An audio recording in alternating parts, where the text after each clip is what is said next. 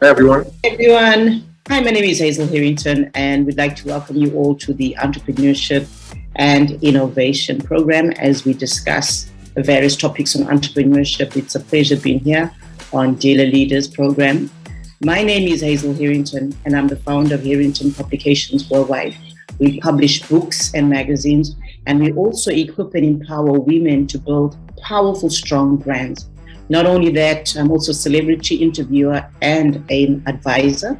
And I've interviewed celebrities such as Mel Gibson, Charlie Sheen, Joe Kilcher, Jason Alexander, as well as spoken on platforms with Africa's first billionaire, the former advisor to Donald Trump, George Ross. And I've also spoken on platforms with Michael Douglas and Mark Wahlberg. So it's something that we're going to discuss today. You don't want to miss it. Thank you so much, Hazel. What a beautiful introduction. So welcome, guys. I run a think tank called I'm Happiness, and I've been working for bettering the well-being of people.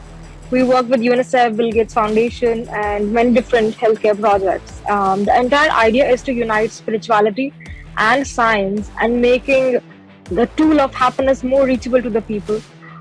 We have a lot of activation installation happening across the globe. So looking forward for having a really, happening session today. Thank you so much. Hello, everyone, and thanks, Hazel, for the introduction. I'm Darshita Gillies. I'm founder and CEO of Munch. Munch means platform in Hindi. In this era where we are, sort of challenged by so many external challenges, whether it's climate change, biodiversity, or social issues, none of these challenges can be solved without knowing data and having technology to leverage that data. And that's what we do at Munch. Pleasure to be here. Hi, this is Pawan Anand. My pleasure to be here. As you may or may not know, I design jewels for Hollywood celebrities, royalty, and some other pretentious people, which I take great pride in. I studied to be an architect, but I decided to dabble in jewelry, which I'm very happy to have done.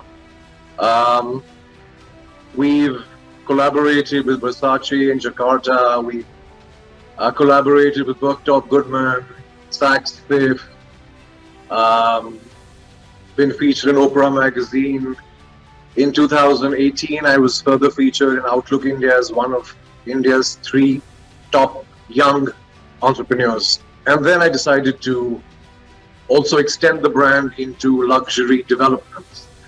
And I built the Glass House 91 in 2020, which became a pretty big deal. So I guess now I'm in the jewelry space as well as in the luxury development space. So happy to share my experiences here with future jewelers, designers, developers, anyone that's interested in or is looking to pursue a space in high-end luxury. So my pleasure to be here. I think today's conversation is around entrepreneurship and innovation, and we all of us here are innovating something on the other ways. So Darshita, when you talk about Munch, so what is the first thing that comes to your head when you talk about what have you innovated rather for the people that you're working with? I'm a chartered accountant by background. I started my career in banking. And I've lived and worked in India, Indonesia, and then I've lived in London the last 14 years. A lot of my career has been in consulting and primarily with governments, business, nonprofits. And the insight I had from having worked across sector on sustainability was talking and meeting helps us up to a certain point. But in the end, when we want to make action happen, we need data to inform our actions. And the challenge we took upon ourselves at Munch was how do we help capture data at source, especially around financial decisions. So every time we give money, we spend money, we invest money, it has impact on people and planet. And in the current way of how our decision making works is we generally look at risk and return. We don't look at impact. So that's really the heart of innovation of what we are doing and what we have done so far is how do we make data systems that enable the decision makers to make impact inclusive decisions. And this is a hard one, because one is you can have endless amount of data, but in the end, we really have to tie it up with what is the underlying incentive and motivation for someone to incorporate that insight in how they make decisions. So innovation for me is a mix of two things. One is doing something that hasn't been done, and two is ensuring that it finds its way of entrenching itself into how people take action. So you can have an amazing idea, but if it does not incorporate, then I would say it's an idea, not innovation yet. Pawan, talking about the idea, I think you have a beautiful journey from being an architect to, designing women and men from jewelry and the luxury segment. So what's there in the luxury market? What are you serving there? And how did the venture of being an architect and jewelry thing happen? It's a big transition, both are varied field. Well, it's a good question. I think it's a complex transition, but also a very obvious transition. I wouldn't even call it transition. It's more an extension of the brand. For someone that studied to be an architect. Now, as an entrepreneur, I find that most people like to take the easy route. I always like to take the path with maximum resistance. I love that. Even when I began my jewelry business about 18 years ago, and I was determined at that point that I am only going to sell to Hollywood A-list and to royalty. And it's a bit like, okay, now, who is this Indian boy? How is he going to do this? Like, what's he going to do? And for me, when I sense resistance, that is when I push the hardest. Correct. And so to me, I was so clear, step number one, that I want to do jewelry. It will have a mild Indian undertone, but it will be jewelry for the world. It won't be Indian bridal. It will be haute couture. It will be avant-garde with elements of India. And I was determined that that's what I'll do with the brand. And, I think it worked in my favor. Those were also different times. This era is quite different. We're now talking about early 2000s. That was a different time. And I accessed the West immediately. To be collaborating with Versace by 2012. I think there was just a snowball effect it was a combination of creativity and just entrepreneurial fire. Now, that being said, that's all set. In 2016, I decided that I actually missed being an architect. I missed it because when you've studied something, somewhere in your heart, you have that. You may be successful, may have made lots of money, may have gotten known, but you still miss what you studied. I know I did. And that's when I decided, okay, now what do I do with this? I don't want to design people's homes as a professional, right? I want to be an entrepreneur even in this space. And how can I merge the two things? So I said, okay, let me conceptualize this luxury estate / resort sort of environment in Bombay's uppity Alibag. But I want to also own it, which means I want to monetize it till as long as I live. So it was the fusing of creativity and this entrepreneurial spirit. Now, what is the offering? If you've seen images of it, it's very edgy. Everyone referred to it as a disruptor for Indian architecture. It's nothing that you would expect in India. It's nothing you would expect in Alibag. It broke every rule in a good way. It broke every common nuance. We really put forth on the table a whole new design narrative, a whole new narrative for luxury in India. So to me, to break that barrier, to allow the resistance to push me further is very important. That is my biggest driver in life.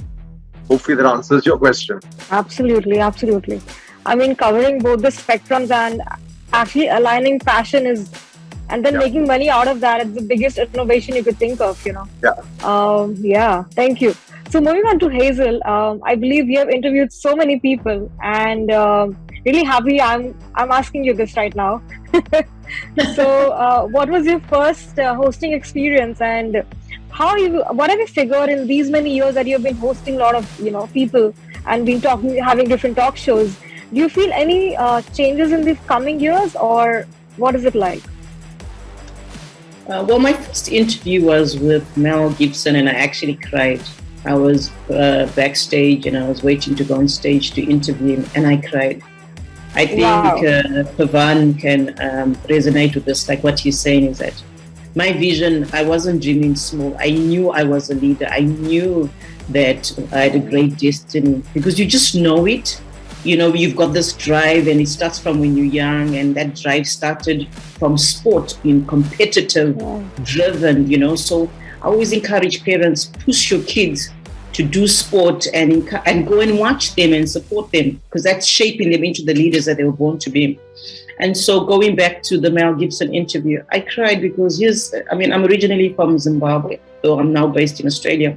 And I was like, how did I get here? You know?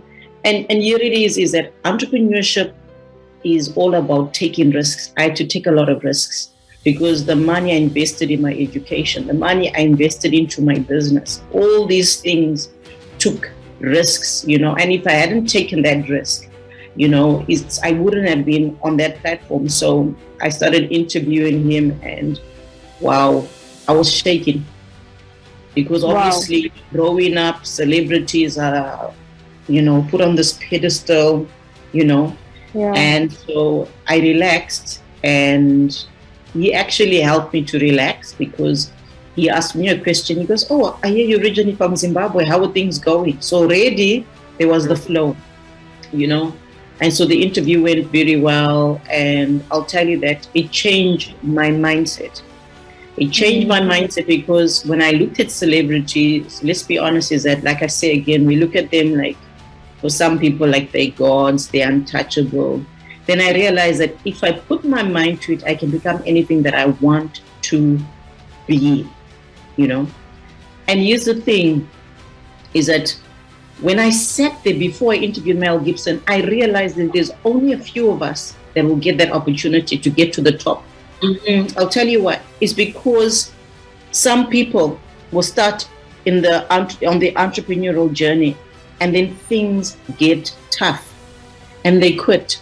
I can guarantee you guys that on this platform, we failed at one point, and we said, I'm not going to quit. I'm going to continue. We were talking about COVID. I had to innovate, introduce new products into my business to survive and thrive. And that's the thing about entrepreneurship. For those that are watching, entrepreneurship is not easy. We are risk takers. We are go-getters. We surround ourselves with positive people who will encourage us and motivate us. And going back to your question, how did I manage to interview these celebrities? Your network is your network. Surrounding yourself with positive people. And I keep saying, the go-getters, not the naysayers. And ignore the haters. Truly driven leaders, successful entrepreneurs don't have time for naysayers, gossipers, murmurers, haters. We don't have time for that, because that's the name of the game. The higher you go, the more people that want to bring you down. Totally. I think, you know, I'm researching on neuroscience, how our brains work. And there's a beautiful quote by Michael Jordan. He says, if you quit once, it becomes your habit. You know, our brains starts channelizing that, hey, you know what, it's a common thing to do. So I think the first time, guys, whenever you feel like quitting, do not do that. Otherwise, your mind will keep telling you, and you're going to quit again and again. So beautifully quoted, you know. Pawan, have you, what's your take on quitting? Like, when that moment comes that something is super painful, you know, you can't get up in the morning, or it's really tricky. What's that one thing that you do that, hey, you know what, I'm not giving up? So how do you do that? I love that. Yeah. That is my, resistance is your thing, right? Yes. Yeah, I love it. That for me is the most exciting. I don't wish it, but having spent almost 18 years being an entrepreneur and been successful, if I may say so myself, I also realized that each time something happened that in the moment felt like it was not good, 2 months from them turned out to be the biggest blessing ever. you're talking Hazel about celebrityhood, right? Like, this may sound a bit arrogant or cocky, but I believe this. I don't look at anyone as a celebrity. I don't, right? I think people are entertainers. That does not make them celebrities. I look at Hollywood, Bollywood, everyone the same way. If you come to talk to me, please understand this is an equitable relationship. We are not up or down. I'm not saying I'm higher up than you. Impediments, when you believe people are higher up or higher down, is a very big impediment to entrepreneurship. Business is about relationships, and the best relationships are the ones between equals, always. And you can be equal in different ways. You can be equal financially, you can be equal in talent, you can be equal in brand power, you can be equal in emotional intelligence, you can be equal in many ways. You have to find those people, and that circle of people is what is going to, as Hazel also said, will propel you to push yourself further on. I feel like I've been very lucky in my journey. I've worked very hard, but I think I've been really lucky in my journey. When I put effort, I get the result. And I think all of us are here because we've gotten the results we aim to get, right? Now, there's a lot of people that put a lot of work but don't get the result. And people blame it for many reasons. I think sometimes one has to look within and you'll find the answer there. As an entrepreneur, I think you have to be really honest with yourself. You have to be honest with your core in every respect. And whatever is your impediment, I believe you have the capability for finding the solution yourself. That's what I think. If you look hard and you look honestly deep enough. Absolutely. I think luck is a mindset, and only a person with an optimist soul. Yeah. You create your luck. I mean, if you see the pattern, right? Every entrepreneur who is a change maker has a mindset of optimism. Otherwise, they cannot take risk. The first tool is having that mindset that, hey, it is possible. So coming back to, making things possible, Darshita, talking about NGOs and data, oh my God, both are like poles apart, to think of it. So how do you combine that and, how does the beauty happen? I say my journey is from the bottom 1% to the top 1% for 100% of the planet. And what I mean by that is that, that bottom 1% that often comes up in a statistic of people living in developing countries. It's not a number to me. It's a life I have led. And I know the day where, we opened the fridge and there was no food in the kitchen and we had to just collect paper and plastic and go to the radiwala and sell it. And for me at that stage of my life, my primary driver was, how do I get us and the family out of the situation? And at that time, I knew I had to study as an accountant. I had to get a job at a bank. And that was my gateway to sort of more money. And that is how I defined success. And that is how the world around me defined success as well. Then the question for me was, okay, is this what success really is? And is this really where it stops? And now I just get to enjoy all of this. So this was where I felt my definition of who I am and who my family is expanded. And the question for me then was, what if the whole world is my family? And the challenges we face are much bigger than, just finding a few 100,000 to grow out of the challenge we have. So how do I create a solution that's going to help not just me and my limited construct of who my family is? And for me, that's, sort of the breakthrough question I'm living into at the moment. And when we look at, sort of how money is deployed around the world, and how much money nonprofits need for us to get to a stage where there isn't poverty, there isn't lack of access to education. It's a big amount of money that needs to move, whether it's, sort of into nonprofits or whether it's money that needs to move into businesses. Because if we look at, sort of a large part of India, people are inherently entrepreneurial. And I'm not just saying India, I think across developing countries, people are entrepreneurial. And it's not like we've been trained to become entrepreneurs. We know that from the way of our being and how we've hustled to get access to things we need. And for me, that's really the spark of sort of getting what you need happen and doing it in a way that helps more and more to benefit from your way of doing it is sort of another way in which we could describe entrepreneurship. So a question for me has between how do we mobilize money to drive that kind of the kind of resources that an environment will need to develop more and more entrepreneurs. So when it comes to data, we've really tried to keep it very simple. A lot of organizations don't necessarily have the habit of tracking information. So the first version, obviously, of any solution is you have to get into the system. It can't be a very complex solution. So that's what we've tried to do, is really to help organizations get onto the journey. And then we can make it a more complex journey as we go along in the future. I hope that answers the question. But at the heart of it is really, to achieve the impossible, first you have to have that impossible question you're living into. And that then propels, finding answers. And I think a little bit like Hazel said as well, sometimes in the face of adversity, an entrepreneur makes a very different decision or an unusual decision. When it came to COVID, I think it's quite natural for anyone to think like, okay, let's just shrink or pause and wait and watch and then decide what to do. At Munch, we did the opposite. We just fast-tracked the business plan. We hired 3 times more people.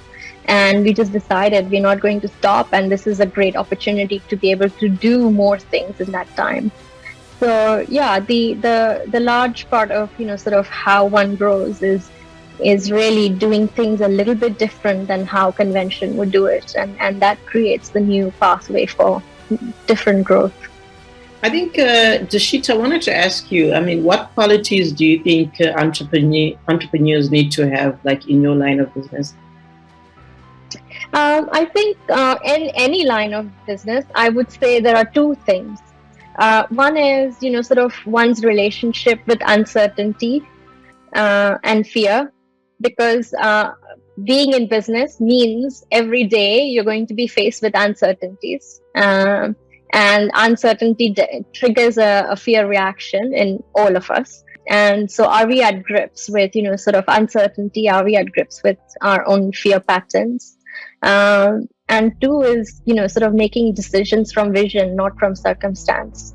If you are always thinking about, I can't do because something around me is not going to enable me, then, or I'm going to wait till something else externally happens, then I would say entrepreneurship is not necessarily the ideal venture, because entrepreneurship really requires not accepting the status quo, not accepting a no, but actually working together to find that yes and finding that, avenue that's going to lead the business to success. I have something to add to this conversation, because I know that many of the viewers are probably a generation below us, highly likely. And I think we're all speaking the same thing. I think we've all had a similar journey in the sense of the time frame and the difficulties we've battled. One of my concerns, or I think a very important message that I would like to give in this conversation really is, if you look at the dynamic today, you look at people that are now in their 20s trying to be or want to be entrepreneurs. I think they're expecting their journey to be very different to ours. The world superficially seems like a place where everything is now available easily, because social media has opened up the world and broadcasting is so simple now. I think a really important message, especially people like us, should be giving it to the next generation of future entrepreneurs listening, is your success is not what you show. Your success is the work you put behind all of that. Because up until you have that body of work behind the brand, right? Today, everything that you do and everyone is a brand in their own right. And all the struggle, all the hardship has turned you into the kind of brand you want to be. I'm a different kind of brand to Hazel, to Darshita. We're different brands, but we are brands in our own right. But what created that brand is not so much the conversations and personas, but it's the decades of work that went behind that. And there is no shortcut to that, in my opinion. And I think that the generations further down believe that you're going to make an Instagram page, you're going to get a following, and you're going to be a brand. It does not work like that. You really have to. No, it's true, right? So true. It's so sad. You really have to put in. You have to put in the decades of work building a revenue stream. And I think this message is really, really important, that you have to put in that work. I mean, a business is a business when you've generated a business model, where you've built a turnover, where you've built a supply chain. And it's not that easy. The world is very, very competitive today. What the three of us, or entrepreneurs in our generation, achieved to do 20 years ago, we did also because those environments were way less competitive. The world today is very different. Everyone is very equipped with knowledge. They're equipped with know-how. They're equipped with techniques. Everyone dresses well. Everyone looks good. Everyone talks well. Everyone has all of that, right? This environment is a lot tougher. It seems easier because social media has made the world look very easy and very accessible. But success is probably even harder today. You have to work that much harder. So I think for me, one of the big giveaways in this conversation is that you really have to do all the dirty work. It's the dirty work that builds a business and a brand, not the flaws. And I'm pretty certain you guys agree with my point of view on that.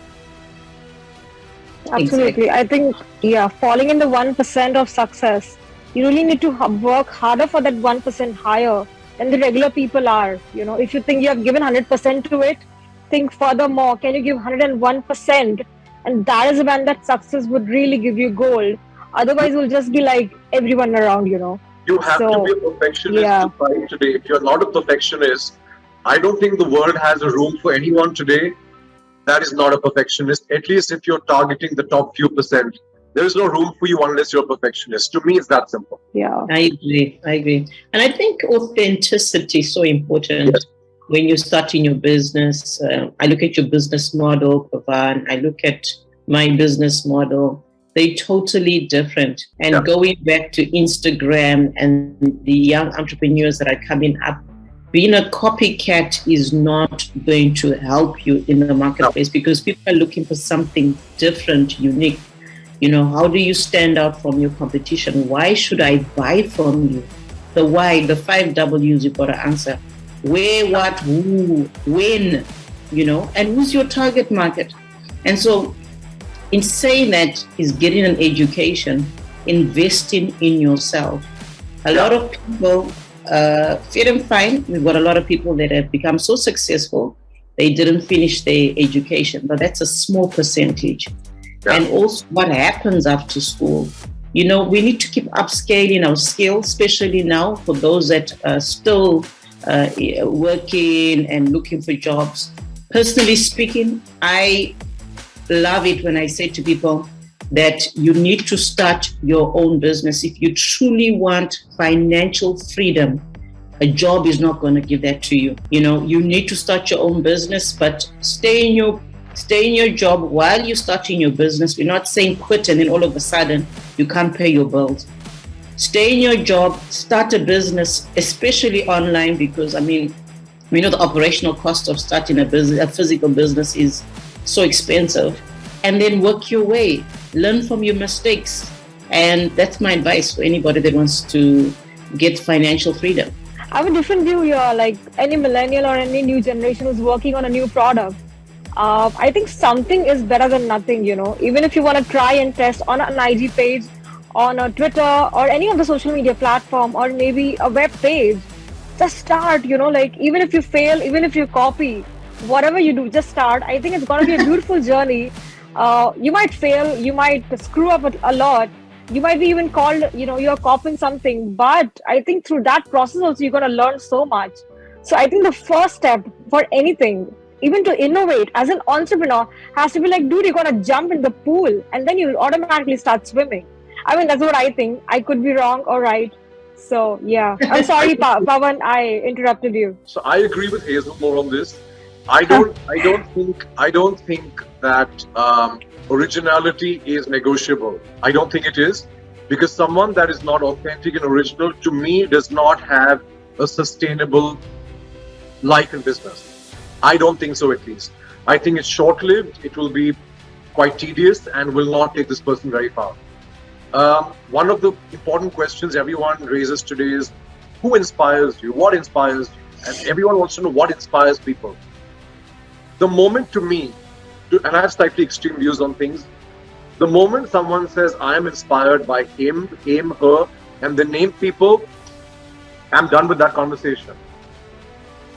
It's okay to learn from people, but if your inspiration fundamentally is not coming from within inside you, from inside of you, there's a problem with your vision, according to me. And today has really become about, okay, he does this, she does this, he's built that, hence I will do it. Please understand, the people that have achieved what they've achieved, when they began to do what they did, that seed idea was original and was theirs only. So I feel that your inspiration has to come from within if you're looking to build a sustainable, if you're looking to build something iconic, let's call it that. Let's use that word. If you just want to make money, sure. But if you're trying to build something iconic or hope to build anything iconic in any business, I think it has to come from within you, is what I think. So Darshita, tell us, what do you think was the hardest part of being an entrepreneur for you? So many things I can count.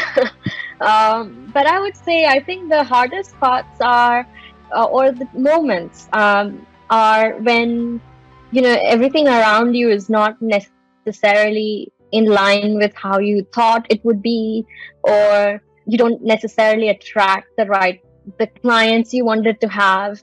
Maybe they gave you, like for me, it was like many organizations gave some really good feedback, and there's an inbuilt assumption that they will therefore buy the product. Yeah. And so the reality hits you as an entrepreneur when your expectations don't match with the reality.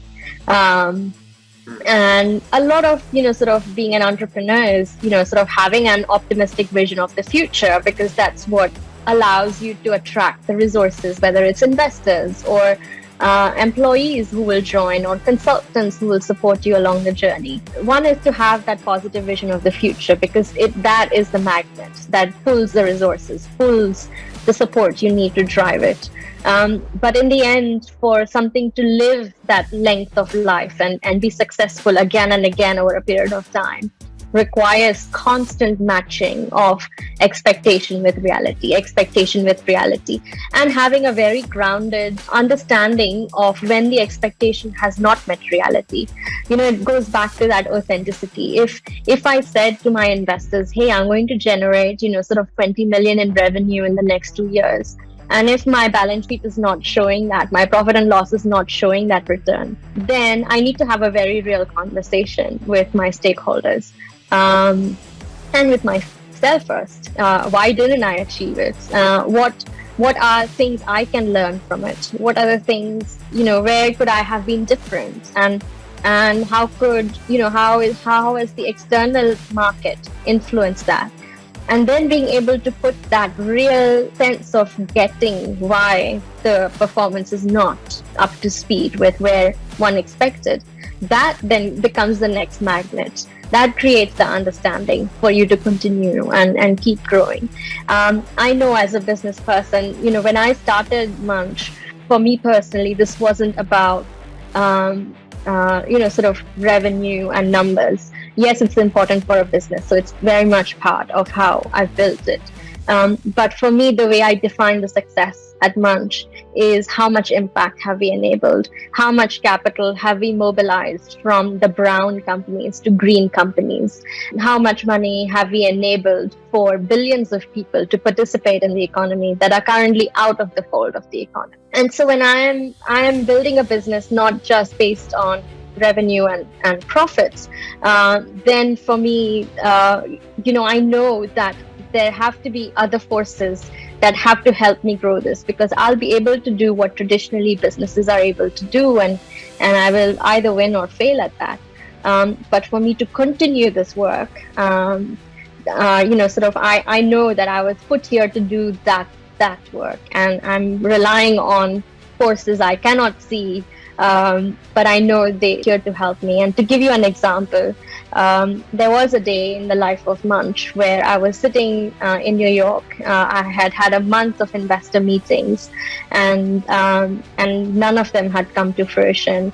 And we were running out of runway, and I had to just make a decision. Do I call this the end? Because I've done everything in my power to make this work. And I said, okay, this evening, I'm going to allow, sort of the other forces out there that I cannot see, and I have not spoken to help inform me what I do next. And literally, I got home that night. I got a message from one of the investors saying, hey, sorry, I've been out of network. I've wired the funds, they should be in your account. And that just created the, sort of the fresh breath of life to go further. So in a nutshell, I would just like to say, for me, at least the way I live my life is I do what I can in the best possible way.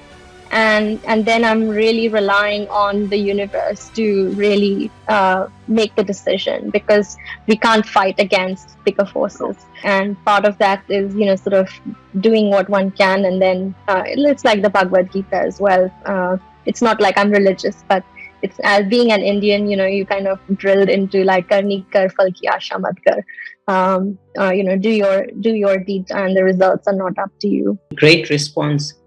And Aishwarya, tell us, I love the name of your business, Happiness. Where did you get, what was the idea around that?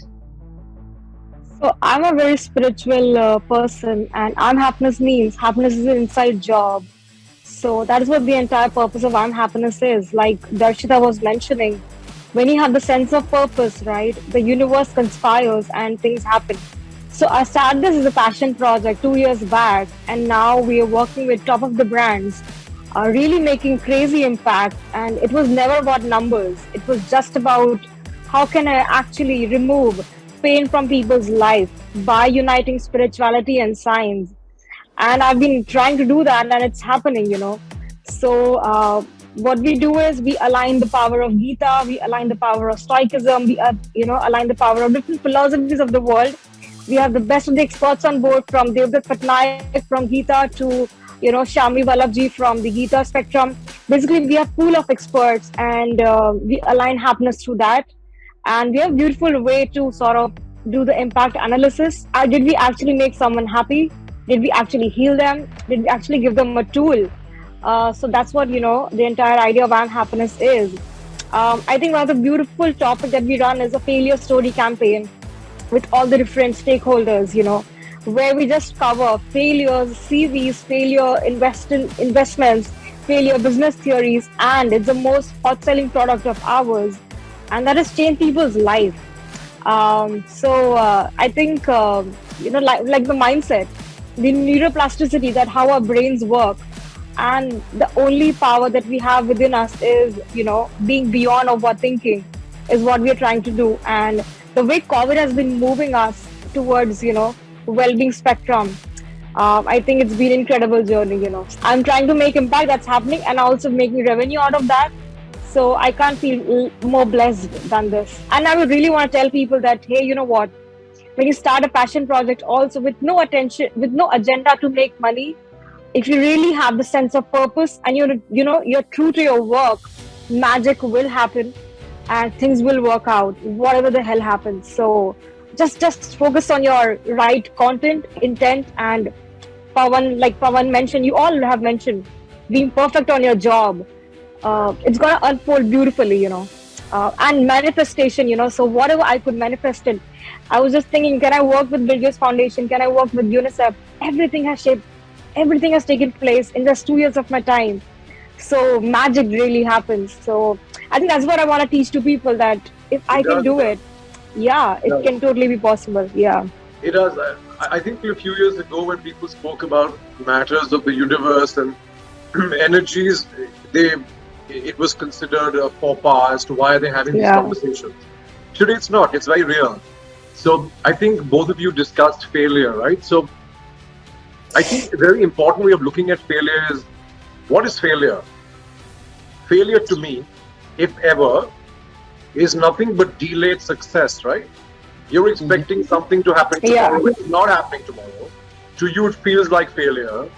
But it's, as Darshita also mentioned, it probably happened a month later.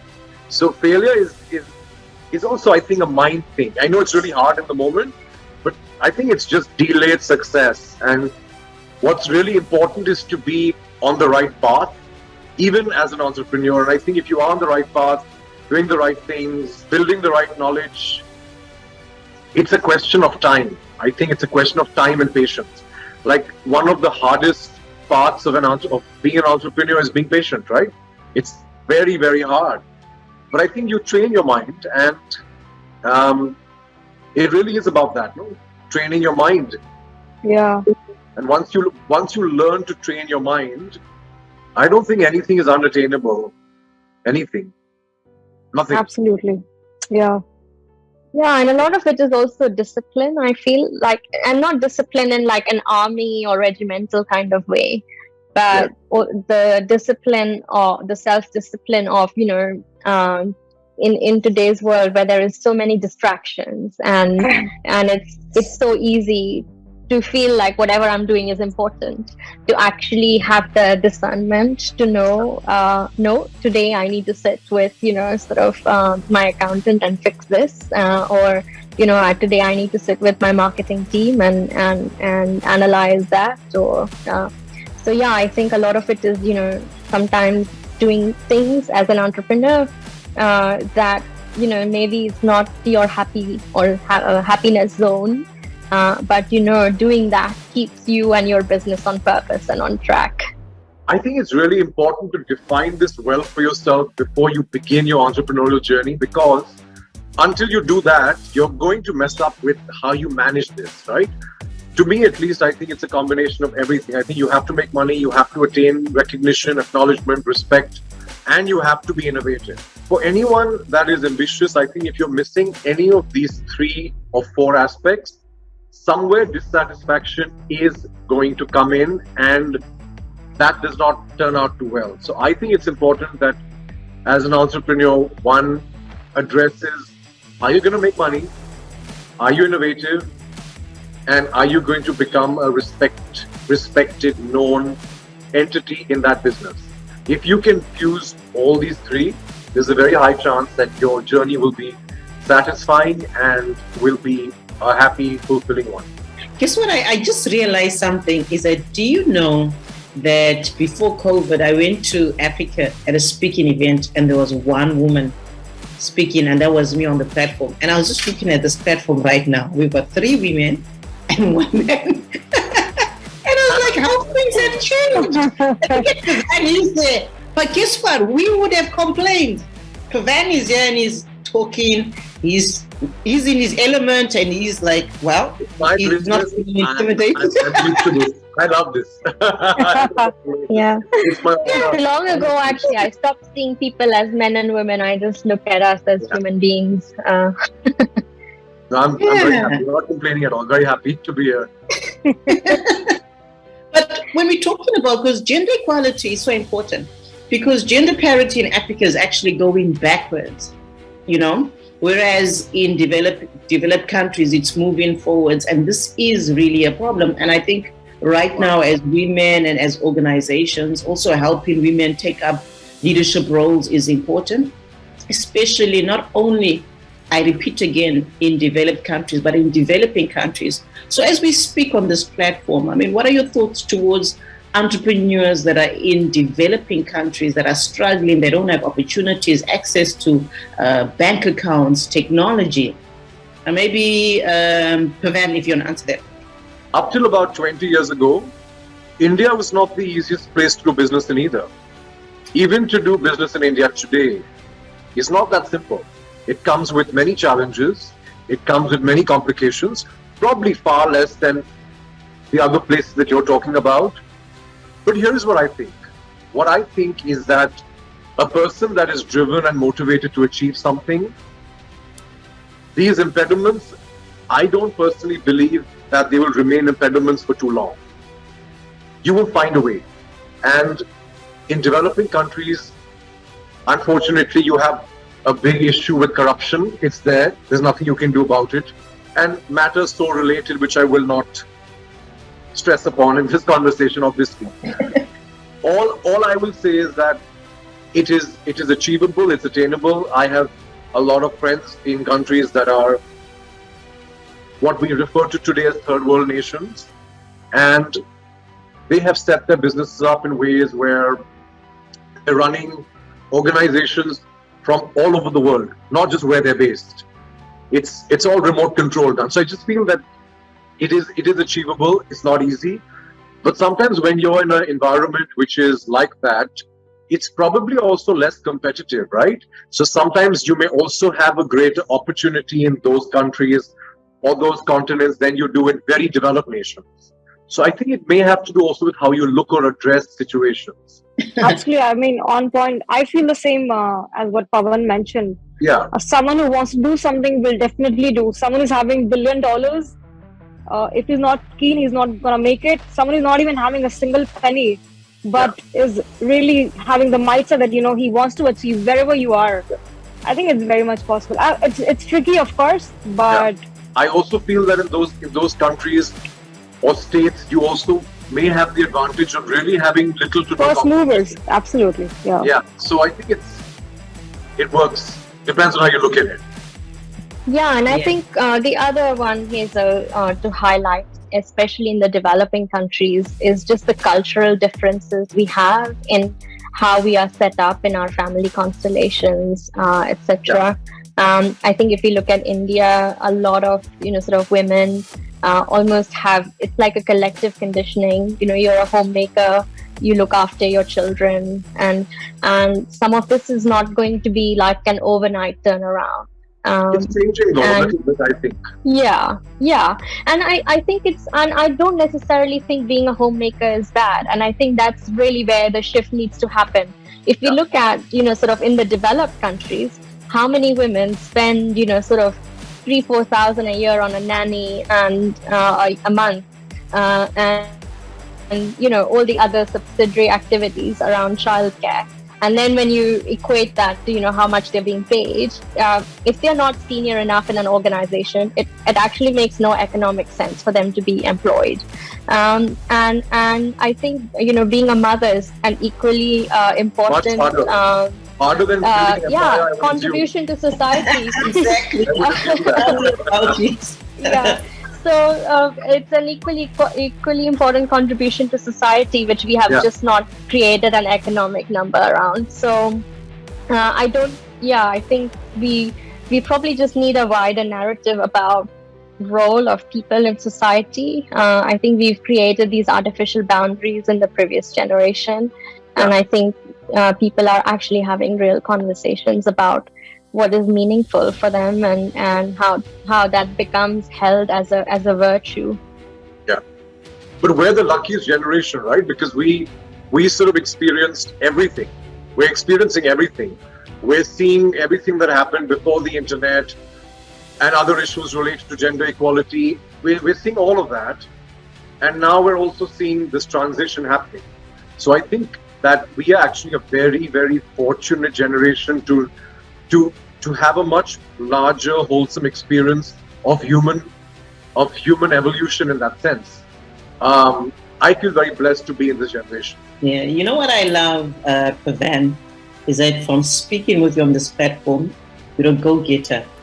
Nothing is impossible. Look within. We hear you, and maybe if somebody's watching right now and they don't know what you mean specifically when you say look within, and they say, Pawan, how do I look within? I don't have the starting capital, it's so tough, it's so difficult, and I really want to start this business. How do I look within? It's all here. It's all here. You don't, it's not, and there are some businesses that require you to have a lot of money to set up.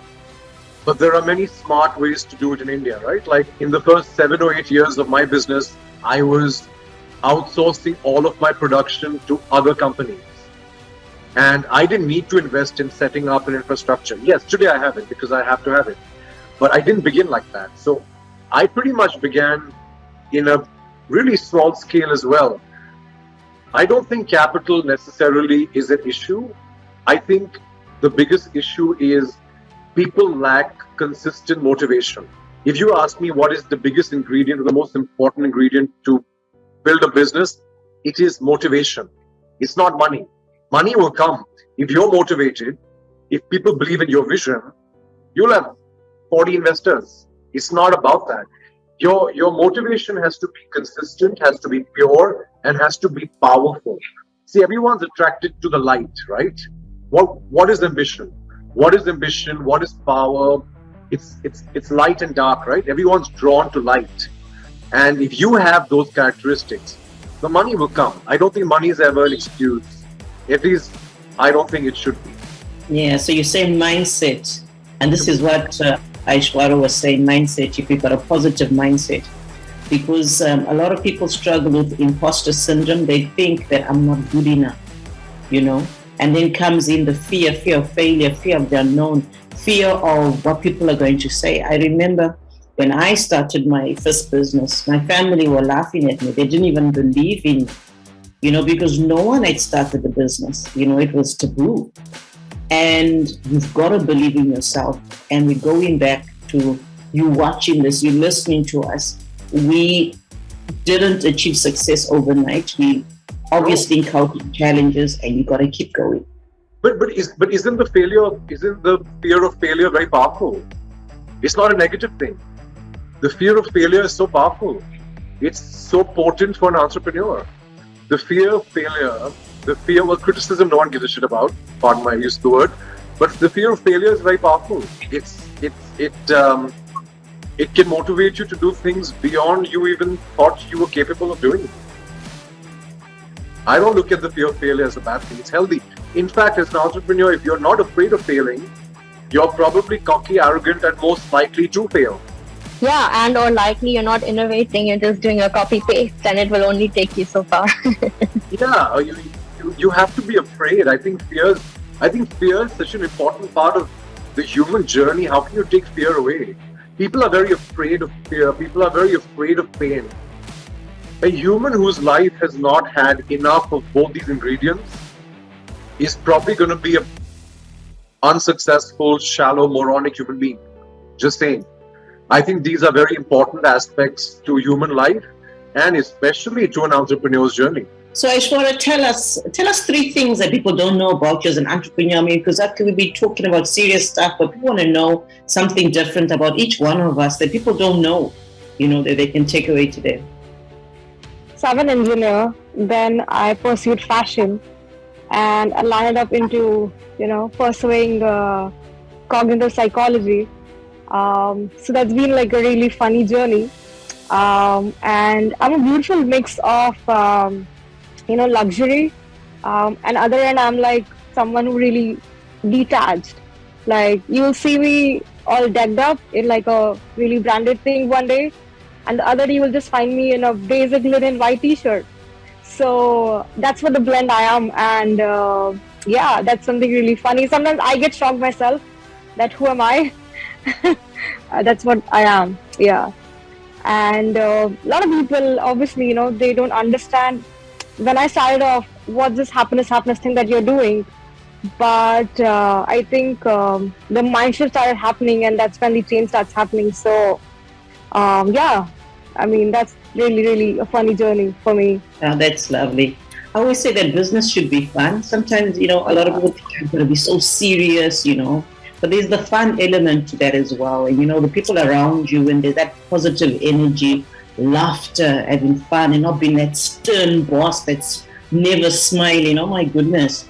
So Darshita, tell us 2 or 3 things that people don't know about you. One is I play Indian classical violin. Actually, I should say, qualify that I screech at my violin. I'm still learning. But I equally believe, having an element of playfulness is equally important, and doing something that business is very left brain, at least in the data and tech space that I'm in. So it's very important for me to allow and create time for my right brain to grow and develop and inform other aspects of my life. And the other thing is I live on a houseboat in Little Venice in London. So That's super cool. and it's a boat that I designed along with my husband, and we built it from our vision, and now we get to live in it. So yeah. Oh, talk about innovation. You're living. You want that one? Yeah, well, anyone in London, happy to host. Listen, and Pawan, we're not going to leave you out. Tell us 3 things that people I can't compete with that one. I'm actually quite shy outside of my social persona, which I know is hard to believe most people, but it's true.